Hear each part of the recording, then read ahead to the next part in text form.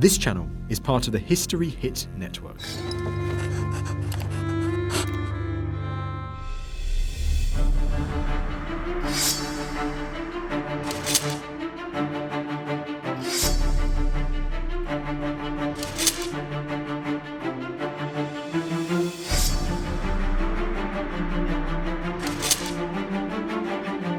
Anne Boleyn, the wife of Henry VIII, awoke in the royal apartments at the Tower of London. Her ladies-in-waiting made their final preparations. Anne left her chambers at a little before 8 o'clock to face her destiny. Awaiting her at the end of this short journey was an expert executioner, famed for his skills with a razor-sharp blade. He'd just arrived from France, summoned by the king as a last-minute act of mercy for a wife for whom he'd risked everything, but whom he ultimately believed had betrayed him. The lives of Henry VIII and Anne Boleyn have been cloaked in historical myth, romantic legend, clichés and half-truths. Henceforth my heart shall be dedicated to you alone. Their turbulent relationship continues to spark fierce debate. I am entirely innocent of all these accusations. I'll be retracing the footsteps of this extraordinary couple, piecing together the fragments of evidence that have survived to discover what brought Henry and Anne together and what ultimately tore them apart. We all know how this tragedy plays out, but how well do we know its leading characters? This is the story of Henry and Anne.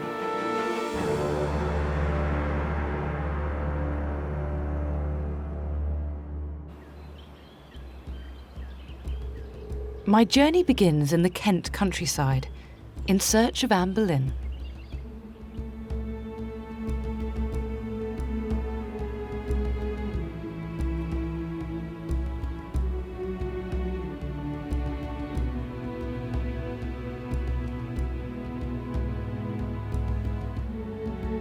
Her symbol was a falcon, used to extol her purity, her chastity, and her grace. There's a popular myth that Anne was from lowly origins, that she was a bit of an upstart, but that's far from the truth.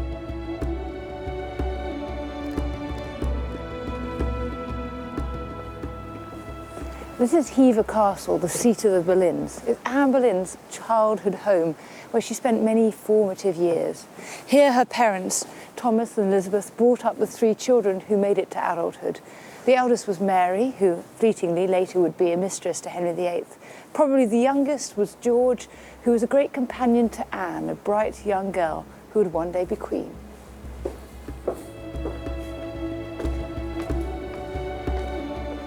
Her father, Thomas Boleyn, was a member of the King's Council and Henry VIII's ambassador to France. Anne was well educated and from a wealthy, privileged family.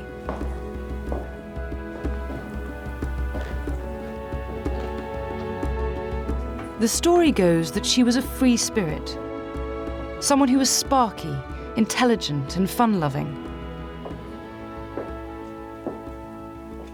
But this is based as much on rumour and speculation as any hard evidence. It's so hard to get a sense of the real Anne Boleyn. We have a few letters, but we don't have any diaries. We don't really have any of the sort of things that we need to get a grasp on what she was really like. And yet, when you come to a place like this, where she actually lived, one has this incredible sense that the veil between past and present has grown thin, and only time, and not space, separates us from Anne. Fortunately, a few telling pieces of evidence have survived, which give us a rare glimpse into her character. This is one of the few surviving possessions of Anne at Hever.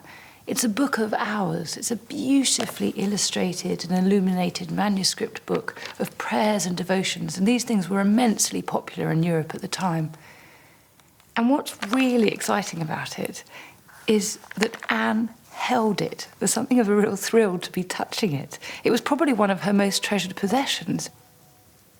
What this reminds us is the importance of faith at this time. It literally determined people's hours. Religion marked out their days. We often have an idea of Anne in our heads that's of her being ambitious and worldly and perhaps something of a vixen. And yet, this is one of her few belongings that we know and can identify. It reminds us that Anne is pious and religious. But what's even more thrilling about it is that Anne herself wrote in it.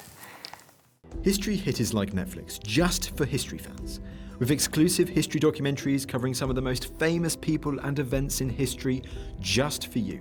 With familiar faces such as Dan Jones and Dr. Eleanor Janega, we've got hundreds of documentaries covering the greatest figures and events of medieval history. We're committed to bringing history fans award-winning documentaries and podcasts that you cannot find anywhere else. Sign up now for a free trial, and Chronicle fans get 50% off their first 3 months.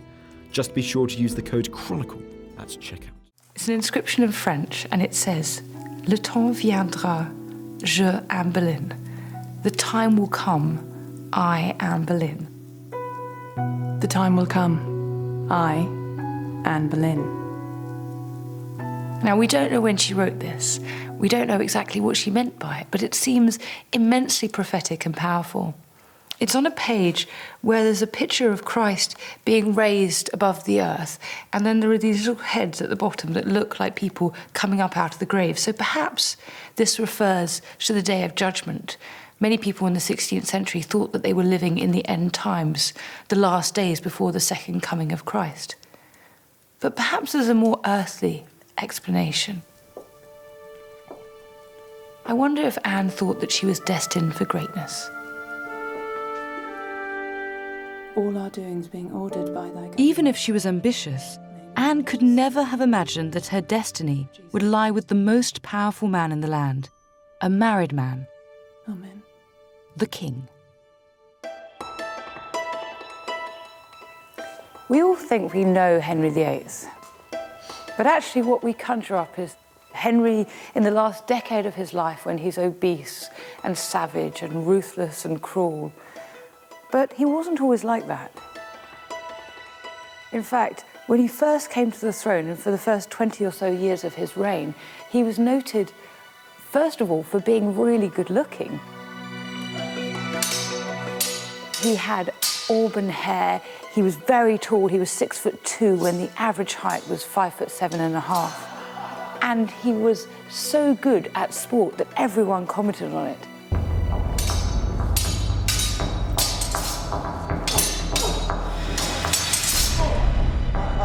He surpassed all the archers of his guard. He was a fine jouster, a capital horseman. To see him play tennis, one Venetian ambassador commented, was the prettiest thing in the world.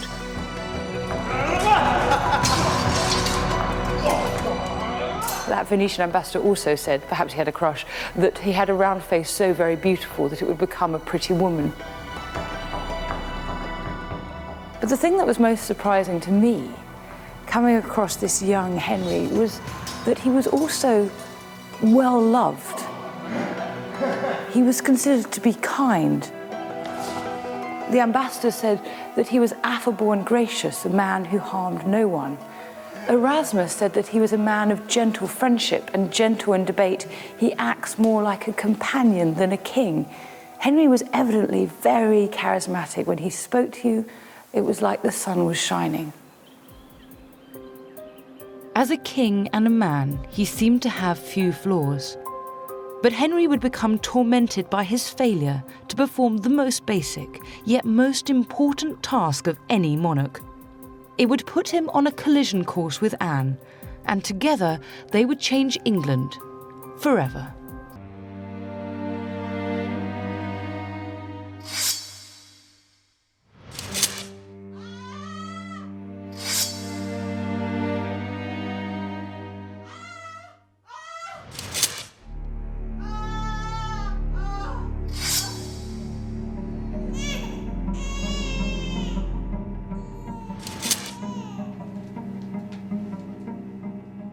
Henry VIII wasn't born to be king. He'd come to the throne after the death of his father Henry VII, and only because his older brother Arthur had died suddenly at the age of just 15. Within months of becoming king, Henry married his brother's widow, Catherine of Aragon. They were crowned together. But with marriage came a huge pressure. Now he needed to produce an heir to secure the dynasty for the next generation. And not just one, he needed an heir and a spare, as his brother's death had indicated. Henry would be married to Catherine for over 20 years, and for much of that time they were happy together. But they were beset by a devastating series of miscarriages and stillbirths. When a son, Henry, was born, he died 52 days later. Mary would be the only child to survive. Most people at the time saw little value in a female heir, as she would likely end up marrying a European prince, allowing England to be dominated by a foreign power. And France and Spain were a constant threat throughout Henry's reign. So siring a legitimate heir became Henry's overriding obsession. It was an obsession that would manifest itself in Henry's relationship with God, by whom he believed he had been anointed king. This lack of a surviving legitimate male heir suggested to Henry VIII that he was being punished by God. And he suspected the reason was that he had married his brother's widow. And scriptures backed him up in this. In Leviticus it says, in chapter 18, verse 16, "You shall not uncover the nakedness of your brother's wife. It is your brother's nakedness." And chapter 20, verse 21 says, "If a man takes his brother's wife, it is impurity. He has uncovered his brother's nakedness. They shall be childless." Henry's theological experts assured him that childless, in this instance, actually meant no sons.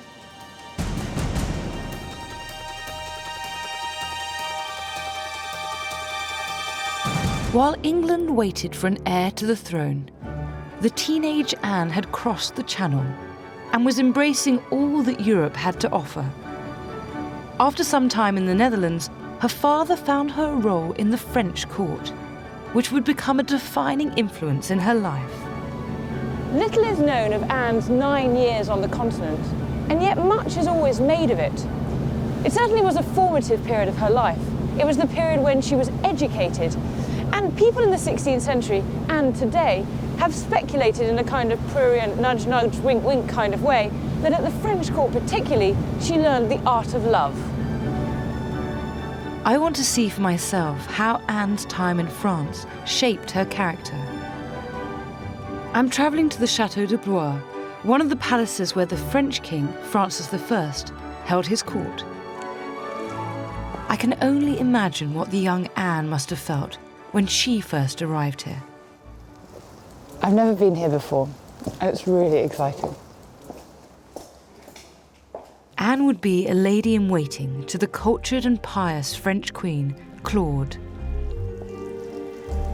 Didn't do things by halves, did they? Look at this place. My word. It was the most fashionable court in Europe, reflected in its spectacular architecture. This is an extraordinary sort of Renaissance style. You've got the little classical statues up the top here and all these columns. And this amazing spiral staircase.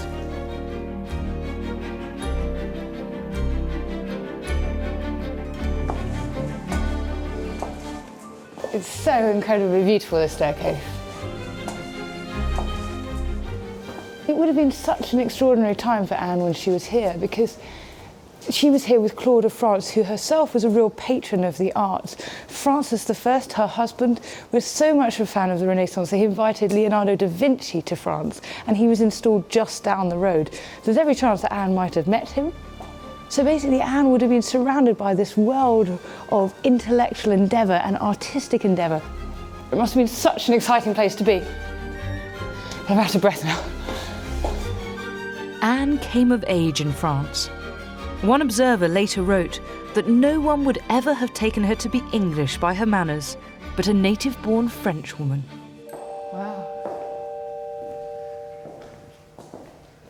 What might Anne have learnt at this court? The first thing, of course, is French, because French was a very important language at that time. It was something like the English today in the northern courts of Europe. We just know that she must have been at some very important events, such as when the English ambassadors came to France in 1518, or at the Field of the Cloth of Gold, because she must there have played an important role as an interpreter between the English and the French. She received a European education, and she was really different from the young ladies who just stayed in England. Anne also saw firsthand what was required to fulfill the essential role of a queen. Her mistress Claude gave birth to 7 children in 8 years, including 3 sons, something Henry and Catherine could only dream of. Claude was also extremely pious, so it's unlikely that her court was a hotbed of promiscuity. Cedric, one of the things that's often said about Anne's time in France, with probably little evidence from what you've said so far, is that there's kind of this idea that somehow she's learned all about sex while she's been at the court. Do you think this is at all plausible? Yeah, my opinion would be that it's not true, but it may be true. We don't know, we have no evidence. I don't think there was a clear difference at that time between the court of Francis I and the court of Henry VIII. Our first surviving letter from Anne was written to her father and shows her aspirations to be accepted in the English court. Sir, I understand by your letter that you wish that I shall be of all virtuous repute when I come to court. And you inform me that the Queen will take the trouble to converse with me, which rejoices me greatly. To think of talking with a person so wise and virtuous. Written at 5 o'clock by your very humble and obedient daughter, Anna de Boleyn.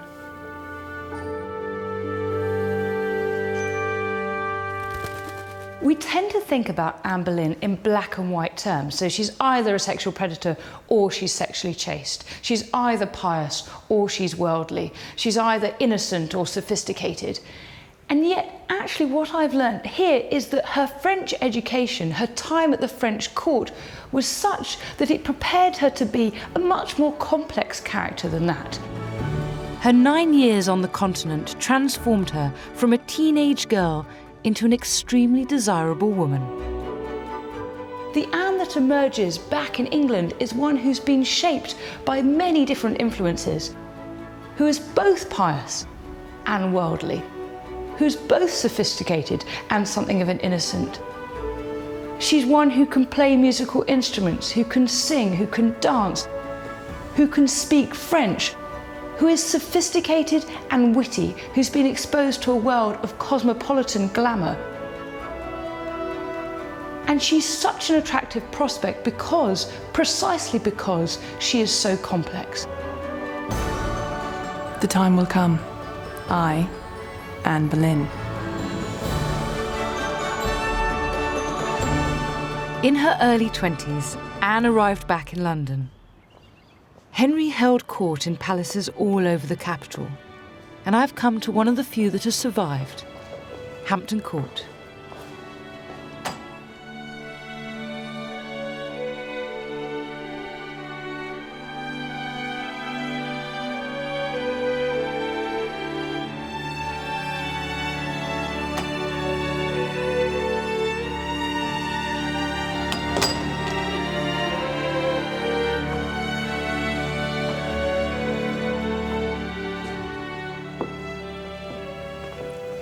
I love this place. I'm always amazed when I come here.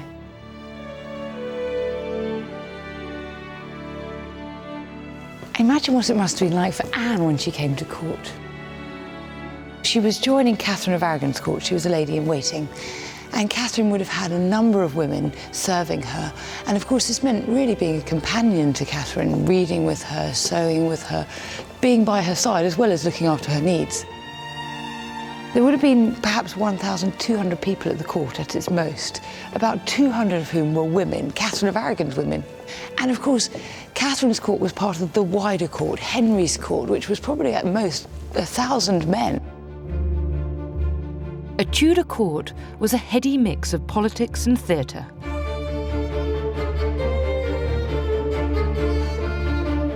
A court ought to be formal, ought to be serious, ought to be religious, but it also ought to be, as well as all that, it ought to be a place where people are having fun. Parties are going on, where people are enjoying themselves. You don't want a court which is too serious. Henry's court is awash with desire and love and sex. It's full of young people with lots of time on their hands and not much to do. In Henry's court, when people talk about love, they're often actually talking about promotion. They're often actually talking about politics. Courtly love is a game. Henry has lots of roles, but one of them is the leading courtly lover. Now, in order for him to play that role, he has to have the leading courtly woman as his object of desire, as the person he performs to. Competition for this role was intense, and maybe Anne aspired to be one of the leading players.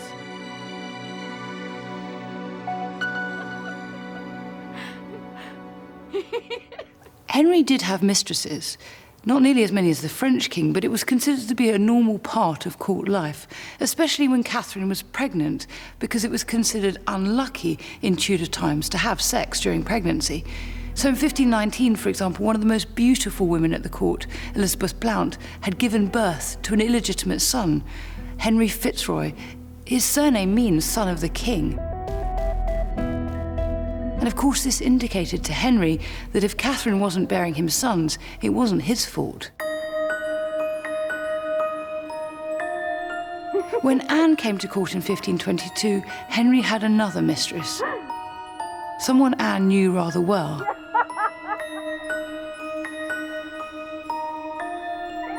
Henry went out to joust one day bearing the motto, Elle mon cœur à Navarra, she has wounded my heart, which spoke of this mistress, and the she in question was Mary, Anne's elder sister. We don't know that much about Mary. We know that she was beautiful, giddy, high-spirited. She enjoyed the trappings of court life, as Anne would later do. And we know even less about her relationship with Henry, except that it was short-lived. The risk of fleeting royal affection surely served as a warning to Anne over the coming years.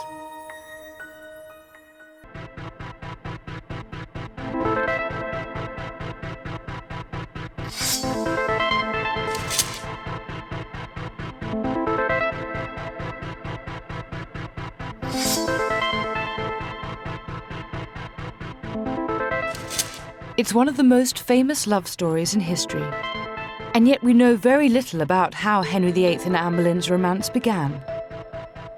It's likely that Henry first noticed Anne during courtly entertainments.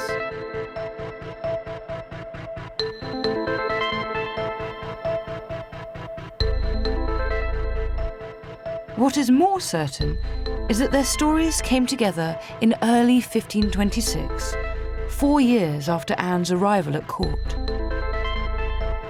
We know this because Henry was soon writing love letters and giving her romantic gifts. One of these supposed presents is housed in the Victoria and Albert Museum in London.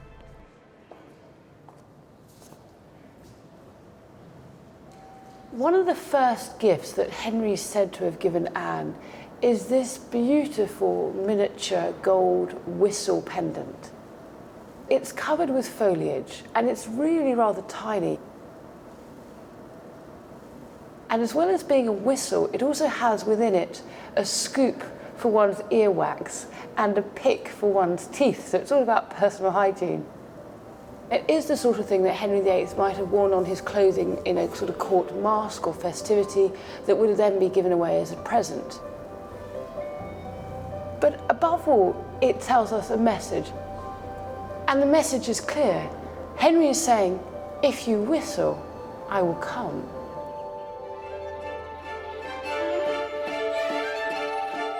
It might have been just another gift from a king to a courtly love mistress, but it soon became clear from Henry's own hand that this was something far deeper.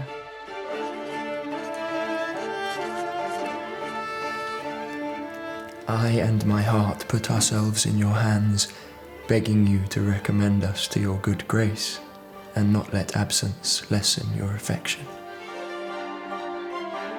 When historians study Henry and Anne, much is made of the dark political forces manoeuvring behind the scenes to unite or to separate this couple. And what is lost amongst these affairs of state is the fact that this was a very real and very passionate love affair between two individuals.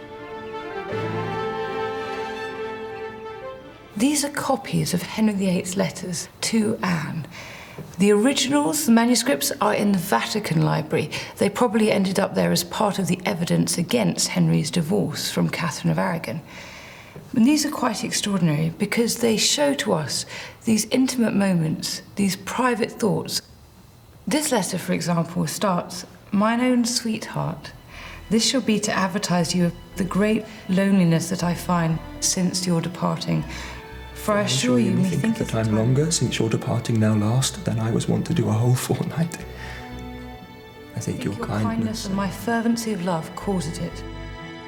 For otherwise I would not have thought it possible that for so little a while it should have affected him so much." And he concludes, Darling, wishing myself especially of an evening in my sweetheart's arms, whose pretty duckies I trust shortly to kiss. Ducks is the Tudor slang for breasts. And he says, written by the hand of he who was, is, and shall be yours by his will. Henry Rex. And these sentiments are reiterated elsewhere. So here it says, for example, "I would that you were in mine arms, or I in yours, for I think it long since I kissed you." And to cause you yet oftener to remember me, I send you, by the bearer of this, a buck killed late last night by my own hand, hoping that when you eat of it, you will think of the hunter. But perhaps the sweetest one of all is this one, which is written in French, and he promises Anne that in the future his heart would belong to her alone, would be dedicated to her alone, and that he desired that his body could be also. And signs off again in the sweetest possible way. H and R, his initials. Autre ne cherche, is not looking for any other. And then draws a love heart and puts AB in the middle. So he's like a schoolboy doodling on his exercise book. Henry loves Anne.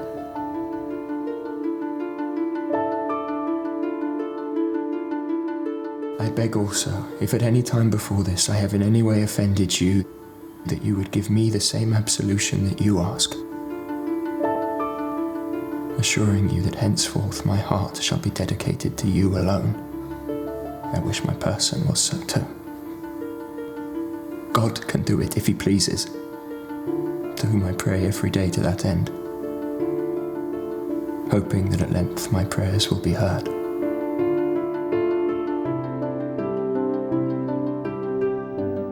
We don't know exactly when these letters were written, and sadly we don't have Anne's responses. But it's clear that Henry's love for her was becoming ever stronger. We know that Anne received many of these letters at Hever Castle.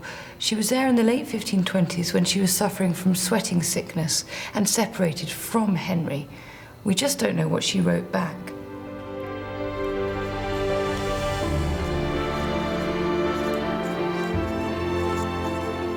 Although you are my mistress, it has not pleased you to keep the promise you made when I was last with you. That is to say, to hear good news of you and to have an answer to my last letter. Sweating sickness was a potentially lethal disease which had spread through Tudor England, forcing Anne to stay away from the king.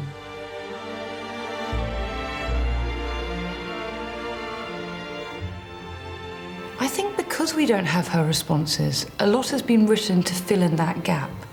And there's been an assumption that somehow she was playing hard to get and manipulating him, that he loved her and she was just playing a game. But in practice, I think ultimately both of them wanted to do what was right. And above all, Henry, of course, wanted to have that legitimate heir. He could only do that if Anne became his wife. There was no point her becoming pregnant beforehand. In fact, it would have been detrimental to his cause. I think both of them decided to hold out and to wait. I don't think we should read into the absence of letters from Anne some sense that she was the one holding all the cards and Henry was just desperate to have her. I think the two of them were passionately in love, but wanted to do this correctly, wanted to be right. But the stakes were high. Thomas More said politics be king's games, and for the most part played on scaffolds, and love at the Tudor court was a political affair. Anne was risking everything. And it was tough for Henry too. He now had to think the unthinkable, to divorce Catherine and marry Anne.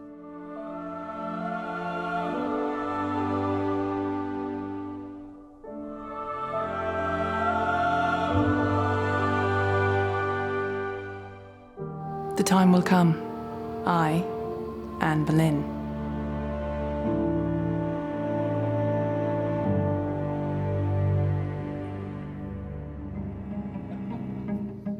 No king had ever divorced a queen. The issue would become known as the king's great matter. A play later performed at court, no doubt with Henry's approval, made his feelings about Catherine and Anne clear. Right busy at a piece of work that needs must be done. Even now is he making of a new moon. He saith your old moon... It was called The Play of the Weather and was packed with political rhetoric, talking of Jupiter needing a new, tighter moon to replace his old, leaky moon. But for this new moon I durst lay my gown, except a few drops at her going down. You get no rain. Mocking and embarrassing Catherine, the play was a cruel statement of Henry's intent to discard a loyal wife whose only crime had been her failure to provide a male heir. Softly on the ground, though they fell on a sponge, they would give no sound. This new moon shall make a thing spring more in this while than our old moon shall, while a mile go a mile. But Henry would dramatically underestimate how difficult it would be to end this 20-year marriage legally.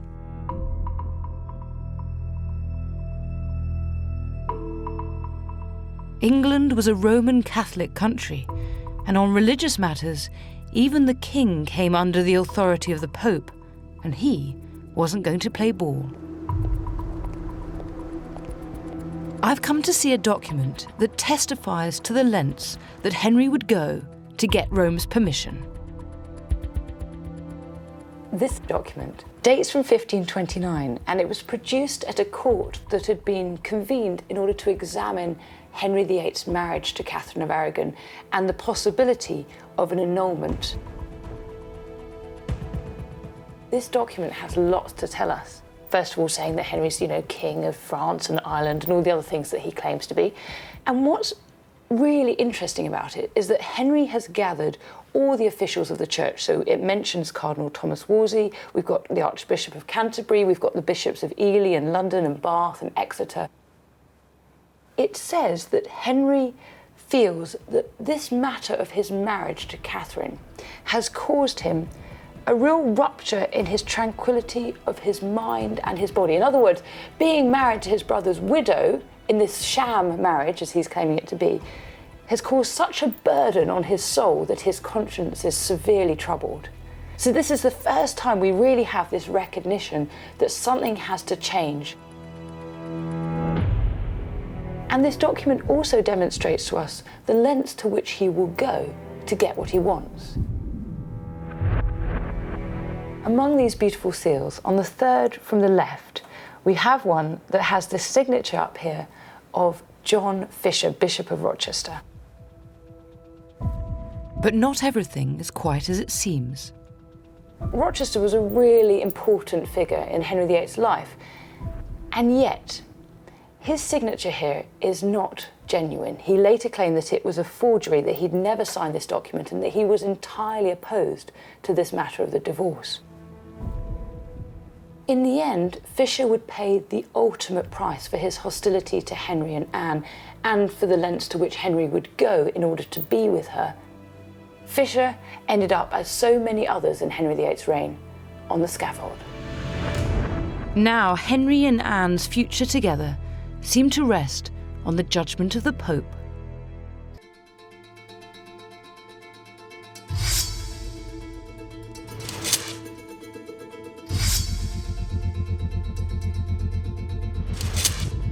Henry VIII was used to getting his own way. Blocked by the Pope from ending his marriage to Catherine so that he could marry Anne, he needed to find another solution. And help came from a source close to the king, Anne herself. I want to show you another book. This is William Tyndale's The Obedience of a Christian Man from 1528. In fact, it's a rather battered edition, but what it has to say is really important. Tyndale was a Protestant, and he argues in this book that the supreme authority is Scripture, over and above the false authority of the Pope. He also adds that it's shameful for princes to be under the authority of the Pope. In other words, that kings are the highest authority in the land.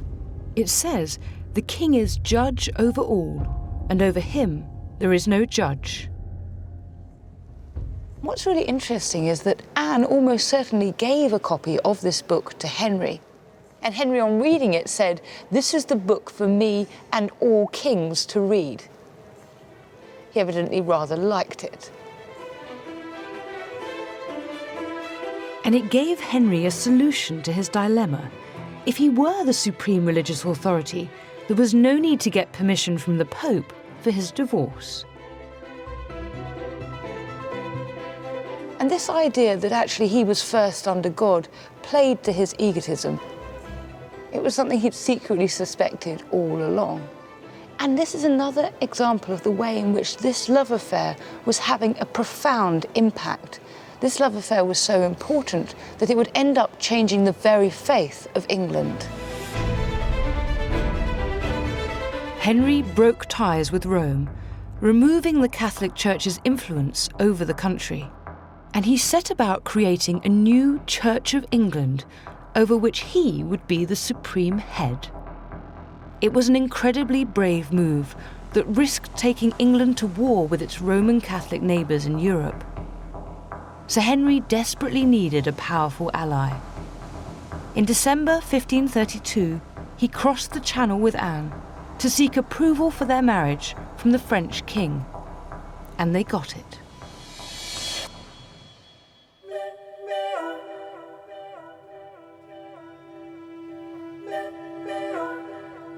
They had waited for each other for 7 long and difficult years. Now they had cleared a pathway to marriage. And all the evidence suggests that by the time they left Calais and returned to Dover, Henry and Anne were lovers.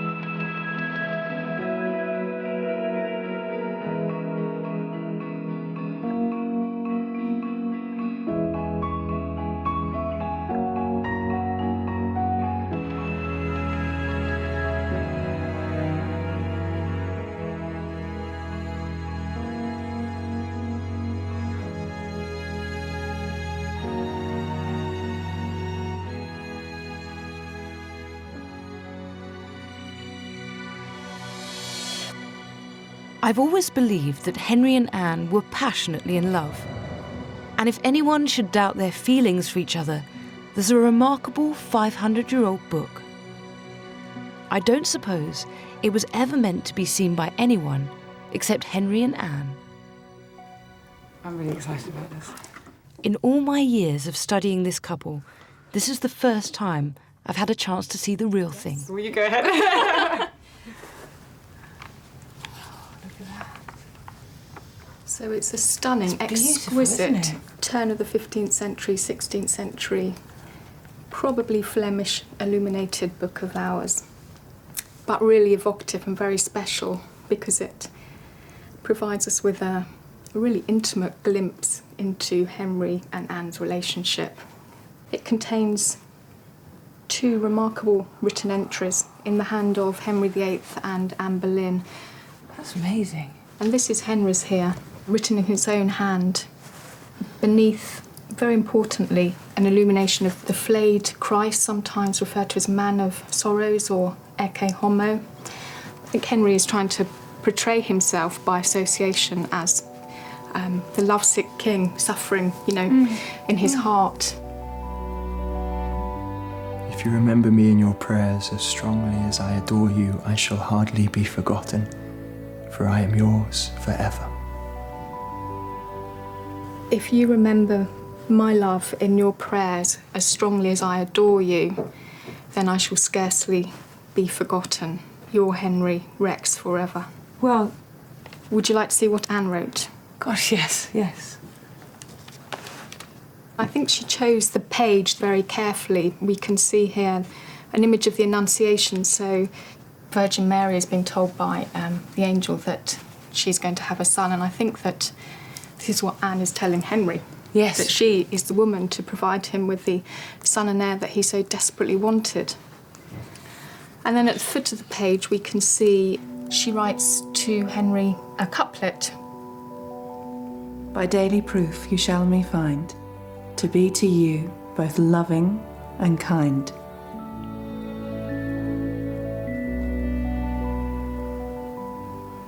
By daily proof you shall me find to be unto you both loving and kind. Mm-hmm. Wow.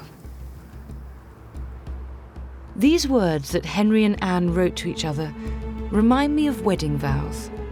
Henry declaring that he would be hers forever, and Anne promising to give the king the son and heir he desperately wanted. Now they set about making their union official. Henry brought Anne to one of his favourite palaces, the palace at Whitehall. At the time, it was the largest palace in Europe, bigger even than the Vatican. And this map from 1680 shows something of its large extent. It shows that it had a tilt yard, tennis courts, gardens, a great hall, and many, many apartments. It would have been a glorious place for Henry and Anne to celebrate being together. Whitehall Palace was burnt to the ground in 1689. Virtually all Henry's Tudor buildings were destroyed, and what little is still left is now only seen by politicians and civil servants working in the Cabinet Office.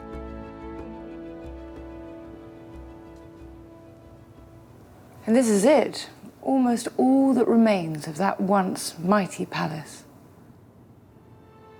It's a crying shame because so much of this story would have been played out here at Whitehall, including the pinnacle of Henry and Anne's romance, their marriage.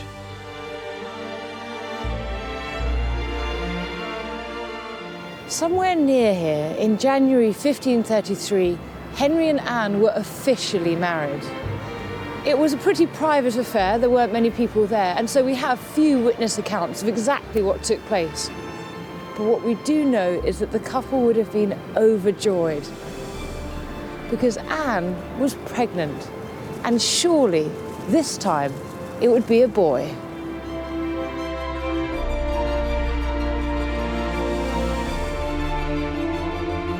They had defied a pope and redefined a kingdom.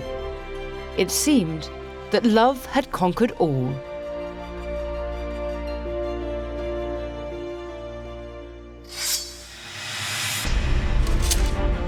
Love had brought Henry and Anne together. Of body small, of power regal, no manner fault. is in this falcon white. But what would tear them apart? Oh, Lord God, have mercy on my soul. When Anne became queen, she was already pregnant.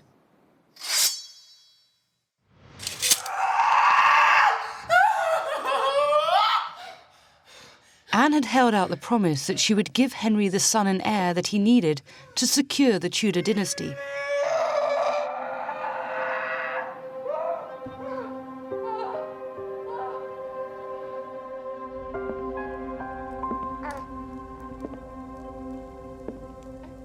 But Anne failed to fulfill that promise.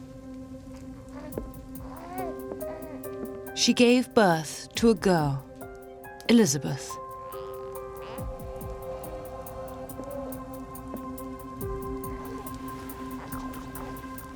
It was a massive disappointment.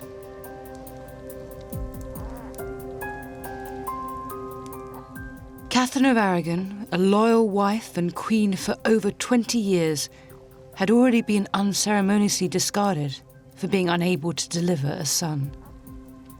Henry had seen this failure as a stain on his image, and image was everything in the world of the Tudors.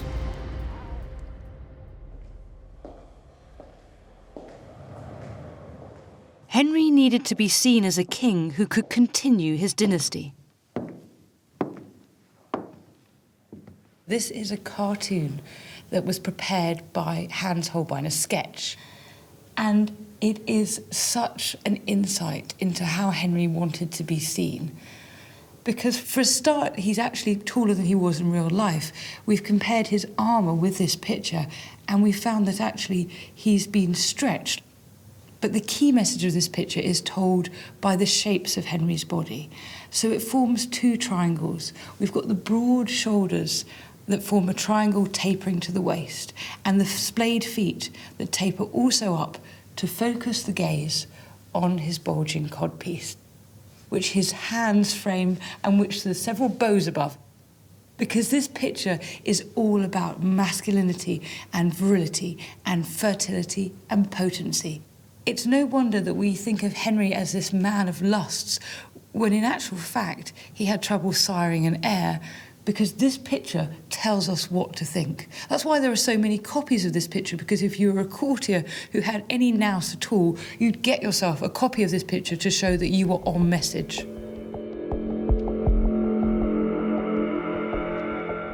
Henry and Anne's marriage came under intense pressure from the very beginning. England's future depended on their ability to reproduce. A song composed for Anne's coronation made the new Queen's duties explicit. It was called the White Falcon, the falcon being Anne's heraldic badge and a symbol of grace, purity, and fertility. This white falcon, rare and precious, this bird shineth so bright. Of all that are no bird compare, may with this falcon white. Of body small, of power regal she is, and sharp of sight. In chastity excelleth she, most like an angel bright. That she may bring fruit according for such a falcon white. Herself repose upon the rose, now may this falcon white.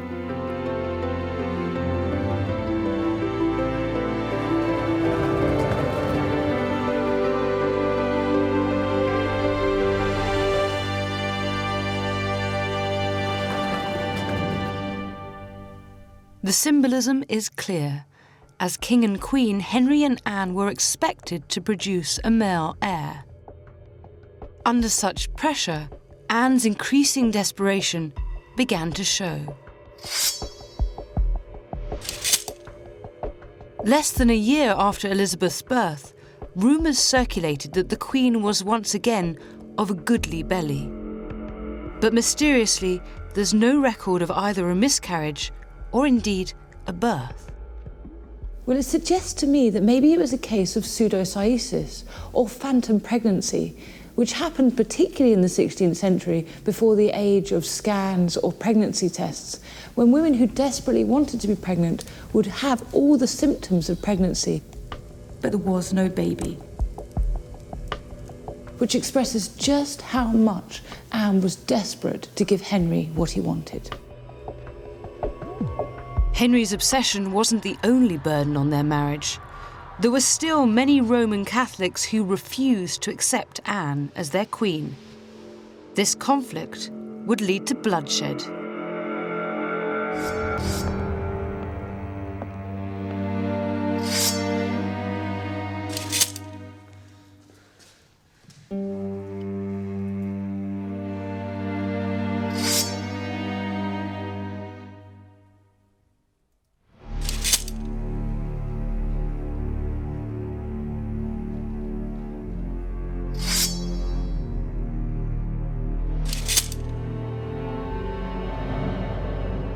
Henry VIII had paid a heavy price to marry Anne Boleyn.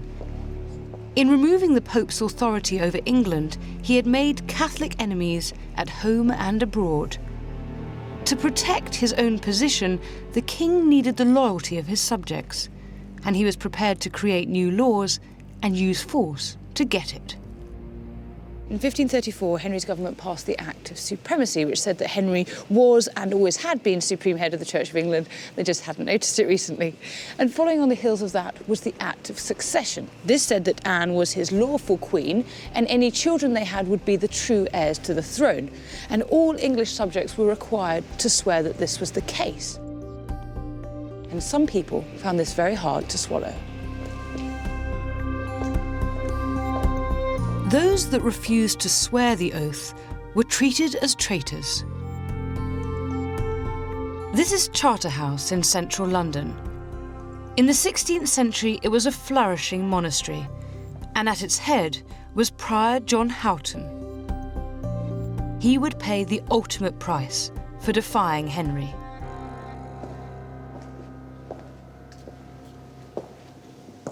Houghton and many of his monks refused to swear that oath of succession. And so in April 1535, 10 of them were taken to Newgate prison. And within fewer than 3 weeks, they were tried, convicted, and executed for treason. And we have an astonishing account of their execution. A foreign report on the gruesome event was graphic. What it said was this: they were dragged to the place of execution in their habits, to the great grief of the people. They were hanged, cut down before they were dead, opened, and their bow and hearts burned. Their heads were then cut off and their bodies quartered. And another report adds the shocking detail that the executioner caused them to be ripped up in each other's presence, their arms torn off, their hearts cut out and rubbed upon their mouths and faces. And the barbarity of this act was blamed directly on the King of England himself. Far from easing the pressure on Henry and Anne's marriage, the deaths of these dissenters only amplified it. They needed a son more than ever to justify their actions. But even though their relationship was under great strain, they certainly weren't showing it. I've come to a castle in Gloucestershire. It's a place that reminds us that for more than 2 years, they were happily married and still in love. The royal couple came here for 10 days in the summer of 1535, just a few months after the bloodshed at Charterhouse. Today, it's an upmarket hotel. Hello. Hello, welcome to Thornbury Castle. Thank you. My name's Lipscomb. I've got the keys to a unique hotel room.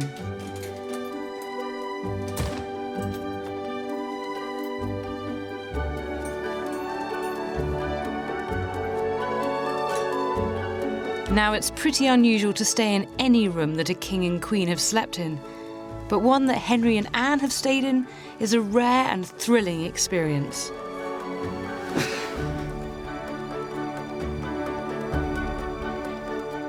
Of course, it's hard enough to know what goes on behind closed doors in modern relationships, let alone at a distance of almost 500 years. But what we do know is what other people said about Henry and Anne. And what they said is that Henry and Anne were merry together. In fact, Henry and Anne were described as being merry together more than Henry and his other wives, including throughout the summer and autumn of 1535, when they were staying here. But the other thing we know about their relationship is that it was a relationship of sunshine and storms. They quarrelled and they made up.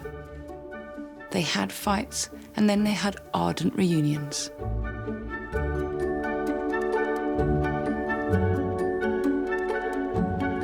Henry and Anne were now 2.5 years into their marriage, and as 1535 drew to a close, all seemed well in their world.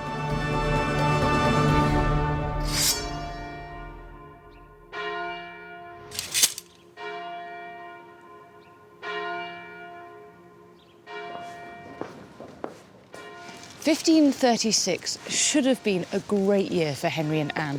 The king was now supreme head of the Church of England, and any son that they had would be the legitimate heir to the throne. And things were looking optimistic on that front, because Anne was pregnant again.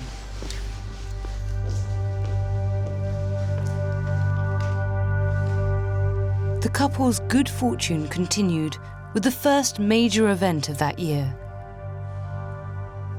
On the 7th of January 1536, Catherine of Aragon, Henry's first wife, had died after a short illness.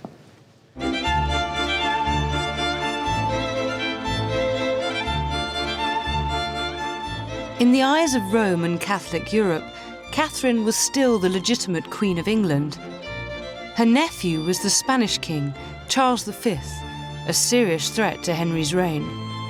On the day his ex-wife died, Henry was busy partying at court. No one could now dispute his marriage to Anne. If there's ever a true victim in this story, it's Catherine of Aragon. She gave more than 20 years of her life to this man who would ultimately discard and humiliate her. Her only crime was her failure to give Henry a healthy son. For that, she was exiled from court and her daughter Mary declared a bastard. As a final humiliation, Catherine was denied a state funeral at St. Paul's or Westminster Abbey. Instead, she was buried here at Peterborough Cathedral.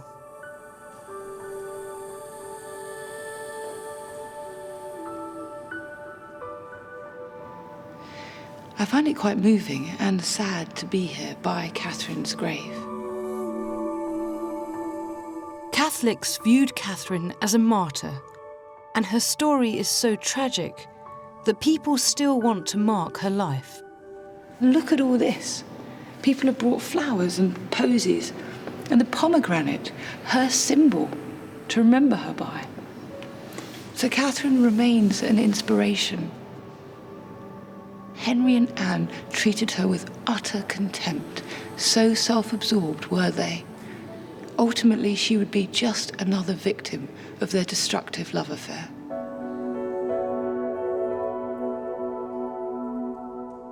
Henry had weathered a political and religious storm over his divorce from Catherine.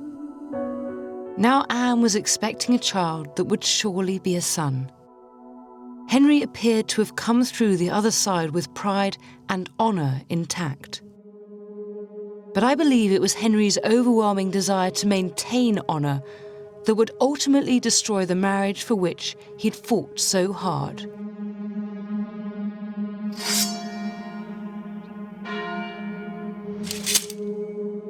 Just 17 days after Catherine's death, Henry and Anne's relationship suffered a major blow.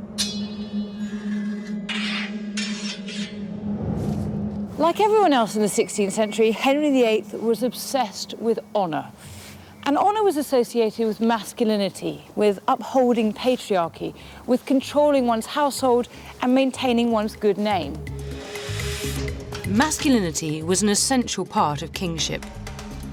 It was vital that Henry excelled over all. He was a champion on the tilt yard, an expert jouster. but his youth and athleticism were fading. And his love for dangerous sports would now prove life-threatening. Henry fell from his horse whilst jousting. He suffered a major blow to the head.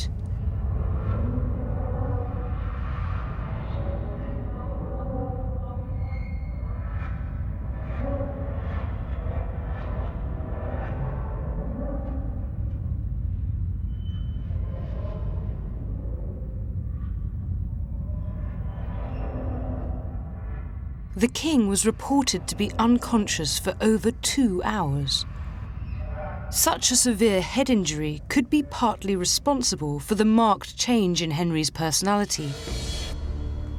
He became an increasingly brutal and cruel king. We understand that the young Henry was very different from Henry in the later years of his life, and there are a couple of ideas about why that could be and how his brain might have been involved. If he underwent damage to the frontal lobe of the brain, it's this part here, just behind the forehead. And if he hit the ground very hard, then the front part of the brain could bash against the skull and cause damage to this area.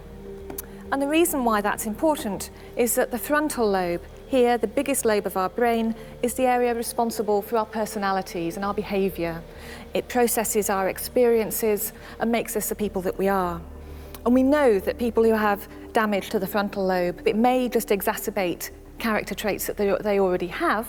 So if they're slightly grumpy, they may, after their injury, be very grumpy. Often people say it's like a completely different person, and so their characteristics change completely. So it's possible that that's what happened to Henry. We also know that the impact of his fall opened up an old ulcer in Henry's left leg, which would never heal. We know that actually Henry's physicians did try to drain his ulcers, and they used hot irons, almost like a hot poker, that they pushed into his ulcer with no anaesthetic. And that can't have done very much for his temper. And worse was to come. Henry's jousting accident would be blamed for the next disaster to strike at the heart of Henry and Anne's marriage.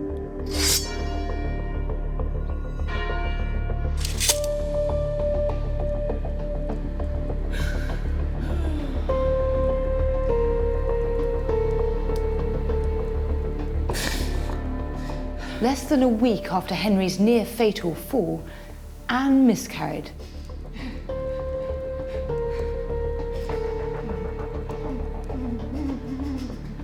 She blamed her miscarriage on her shock at hearing the news of the king's fall. The fetus was 3.5 months old enough for them to be able to tell that it would have been a boy.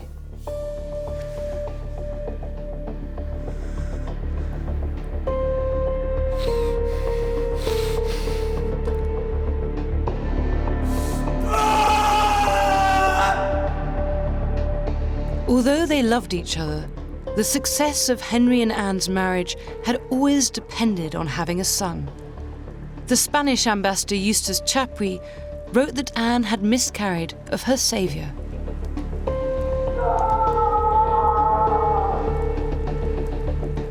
He believed that the Queen had sealed her fate.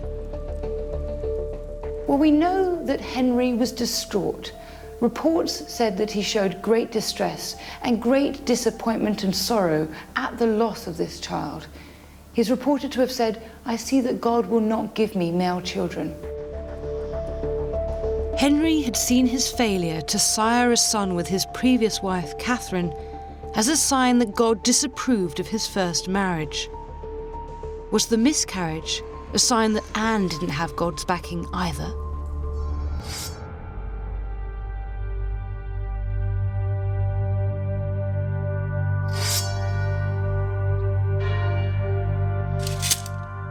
Following Anne Boleyn's miscarriage, rumours circulated in court that Henry VIII had lost interest in his wife.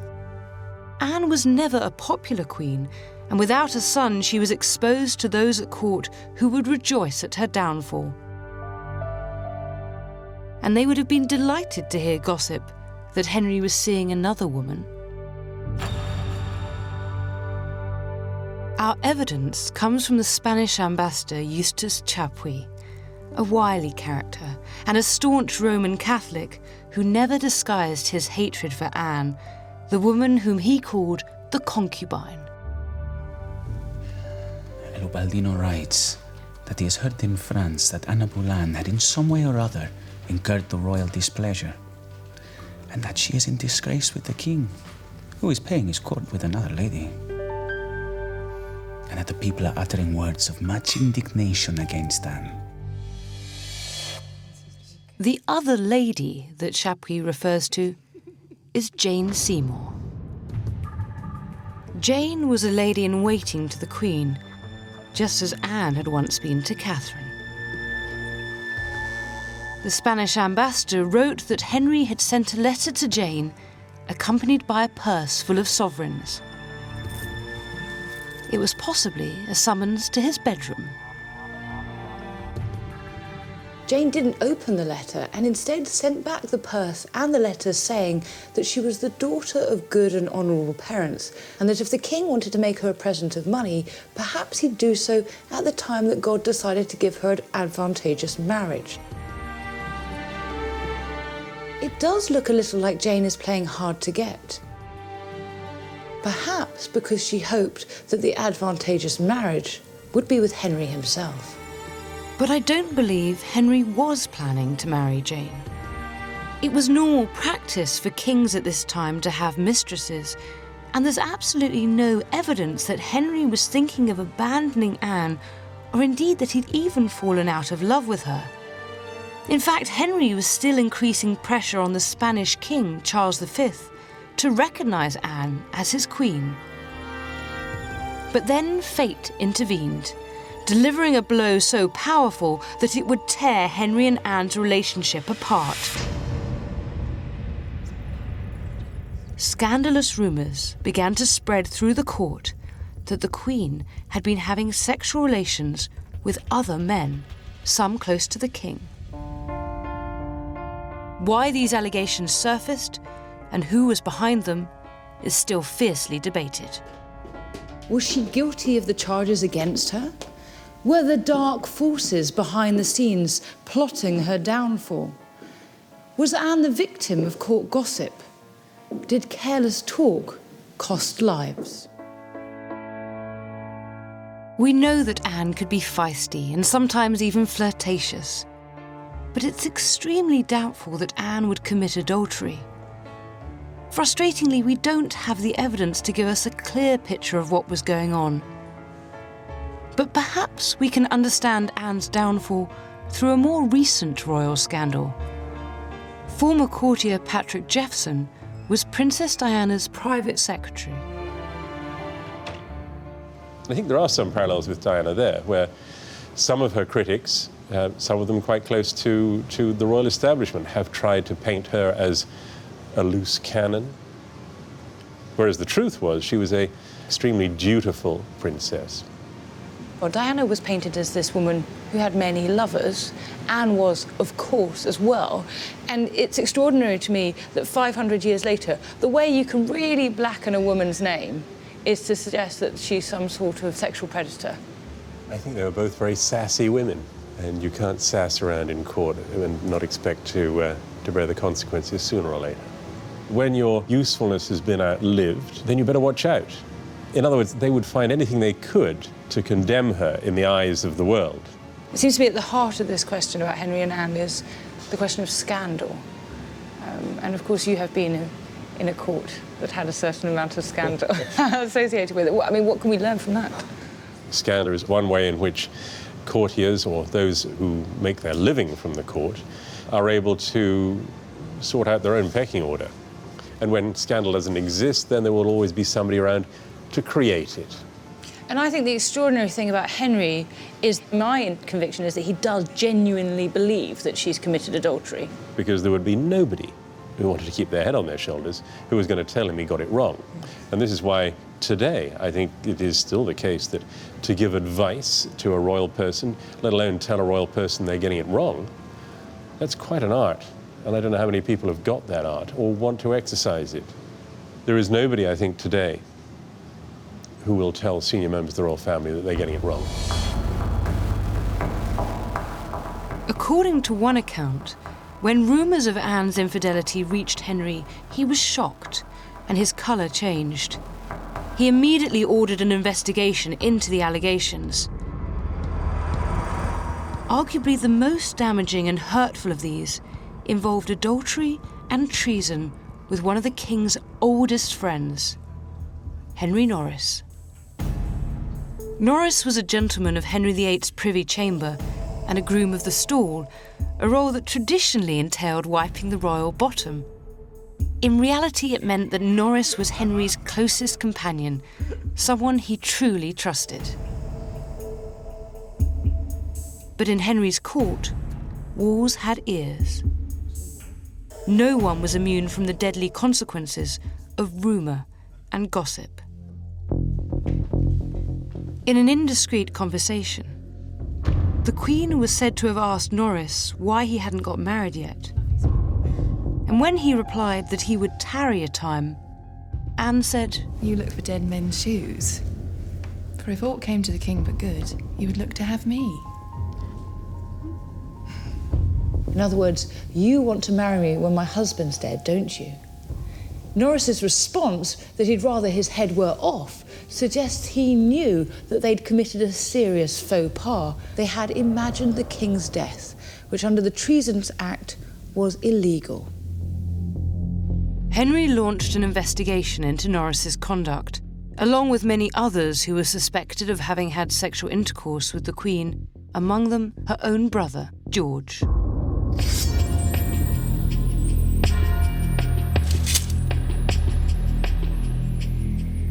Anne's final downfall was swift and sudden. It began with what should have been a day of celebration for the King and Queen at Greenwich Palace. It was May Day, they were at a tournament. They were having a very nice time until some unwelcome news arrived for Henry. It turned out that a musician who'd been interrogated, possibly under torture, had confessed to sexual intercourse with Anne on 3 occasions. It's my opinion that Henry believed the accusations, and they had the power to destroy his masculine honour, something he valued more than his love for Anne. Henry couldn't be seen as a king who had no control over his wife. He abruptly left Greenwich, taking Norris with him, and whatever was said on that journey back to London was enough to convince Henry that his closest friend was guilty too. Norris would end up on the scaffold. Henry would never see Anne again. She would never have a chance to meet her husband, to talk it through, to give her side of the story, to protest her innocence. That same night, alone at Greenwich Palace, Anne was given all the usual attention of a queen. She was still completely unaware that her life was unravelling.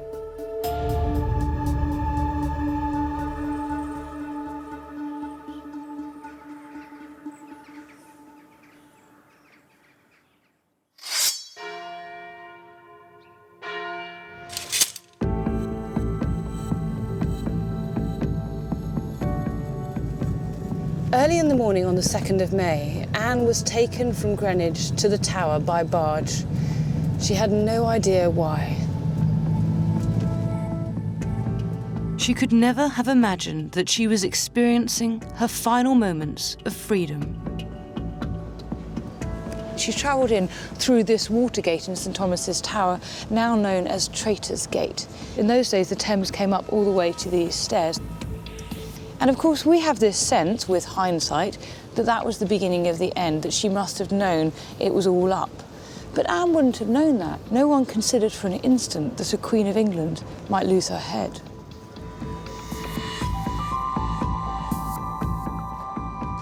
Sometime after arriving at the royal apartments at the Tower, Anne was accused of a long list of sexual crimes and treasonous acts. We don't know how the news was broken to her or how she reacted. Henry, meanwhile, simply disappeared from public life, no doubt wanting to escape the hurt and embarrassment that his wife's trial would bring.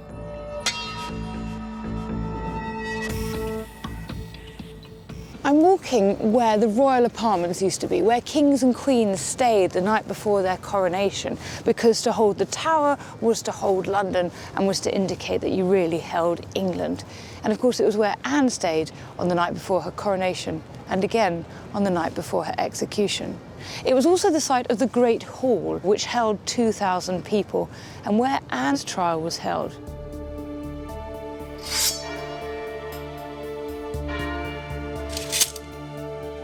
Anne's trial took place in front of 2,000 people, and she was judged by a jury of peers led by her own uncle, the Duke of Norfolk. Surviving documents from the trial reveal some of the more salacious accusations levelled at Anne. Oh, I'm looking forward to seeing these.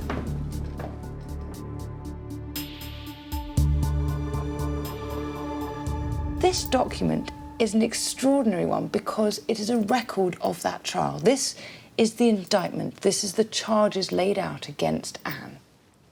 It says, for example, that Anne has diabolically seduced these men because of her frail and carnal appetites, because of her lust. It doesn't stop here. It goes on and on. Over here, it describes Anne's relationships with these various men. So it mentions here, for example, Henry Norris, and says that he has violated and carnally known the Queen.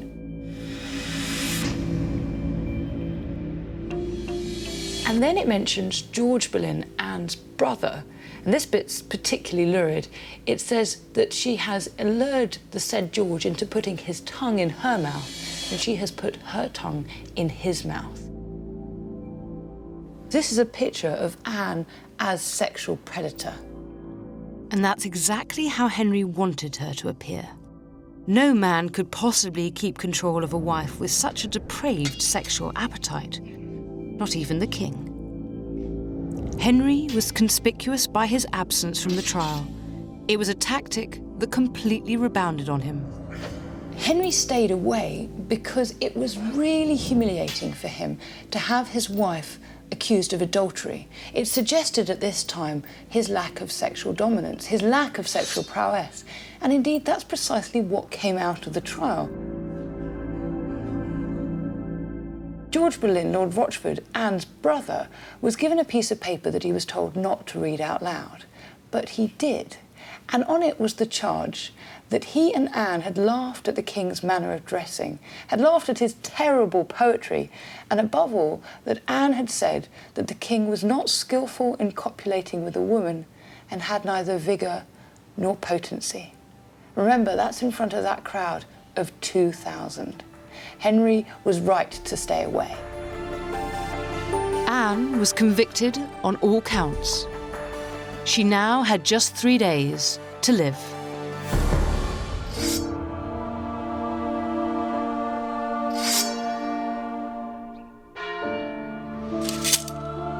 The outcome of Anne Boleyn's trial was never in doubt. By a jury loyal to the king, she was unanimously found guilty of adultery, incest, and high treason. Sentenced to death and with nothing to lose, it was now Anne's chance to tell her side of the story. I am entirely innocent of all these accusations, so I cannot ask pardon of God for them. I have been always a faithful and loyal wife to the king.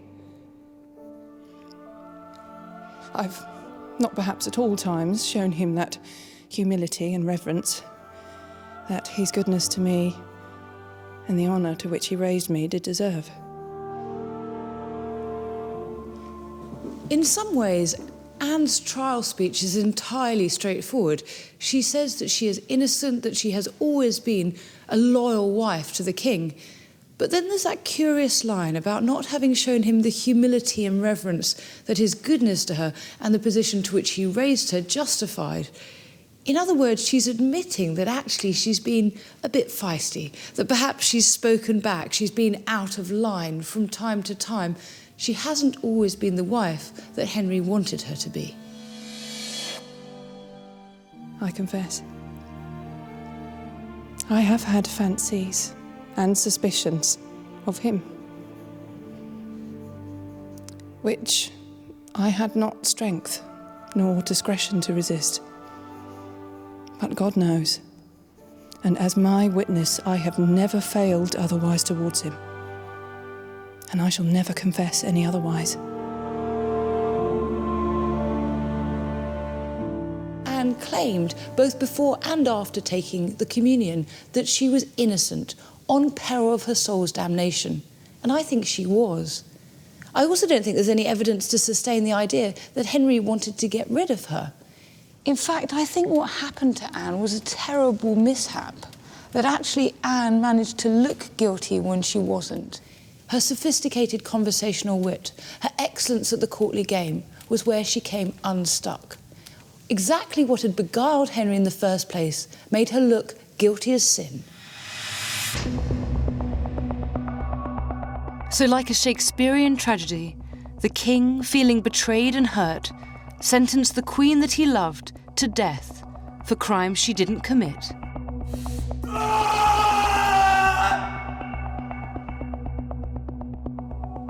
I think that the concubine's little bastard Elizabeth will be excluded from the succession,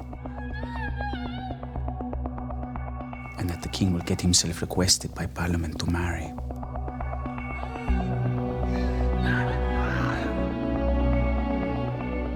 The joy shown by the people every day, not only at the ruin of the concubine, but at the hope of Princess Mary's restoration, is inconceivable.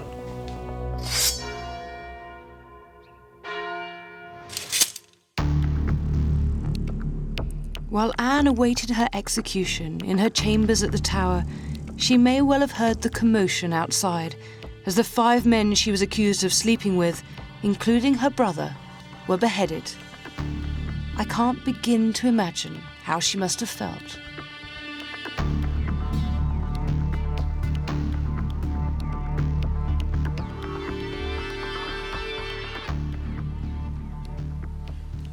We can't be certain, but it is believed that this is the prayer book that Anne had with her in the Tower. I've spent a lot of time thinking about Anne's weeks in the Tower, how she racked her brains, how she tried to figure out what had got her into that mess, the hysteria, the trauma, the terrible time she must have had. And the idea that she had this with her at the time and that I'm now holding it in my hands is something I can't quite express. This is the wonder of history, this tangible sense of reaching out to touch the past.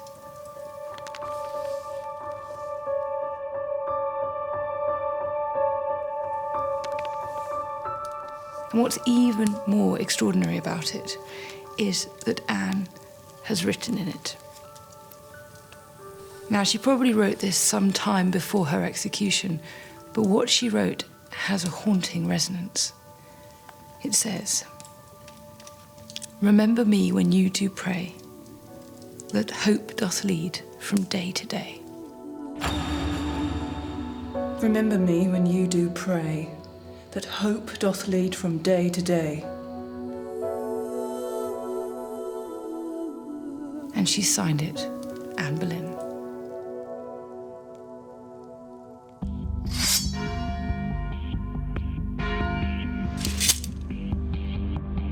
Anne left her chambers at the Tower a little before 8 o'clock in the morning. Awaiting her at the end of this short journey was an expert French swordsman summoned by Henry as an act of mercy. For a dignified execution befitting a queen, a scaffold had been erected inside the walls of the Tower, away from the public. An eyewitness reported Anne's final words. Good Christian people, I'm come hither to die. For according to the law, and by the law, I'm judged to die. Therefore, I shall speak nothing against it. I'm come hither to accuse no man, or to speak anything of that, whereof I'm accused and condemned to die. But I pray, God save the King. and send him long to reign over you all. For a gentler, nor a more merciful prince was there never. And to me, he was ever a good, a gentle and sovereign lord. And if any person will meddle of my cause, I require them to judge the best. And thus, I take my leave of this world and of you all. And I heartily desire you all to pray for me. O Lord God, have mercy on my soul. To Christ I commend me. Jesus, receive my soul. O Lord God, have mercy on my soul. To Christ I commend my soul. Jesus, receive my soul. O Lord God, have mercy on my soul. The Queen of England was beheaded with a single clean strike of the French blade.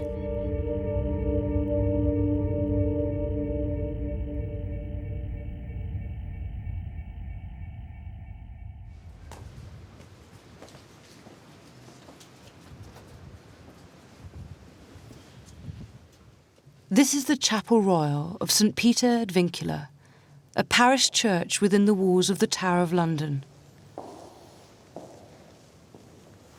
After Anne was executed, she was brought here to be buried, or at least most of her was. If they did what they did with other traitors, they would have taken her head, boiled it, tarred it, and put it on a spike on London Bridge before throwing it into the swirling Thames. But the rest of her is here, somewhere beneath my feet, and this is where she should be remembered.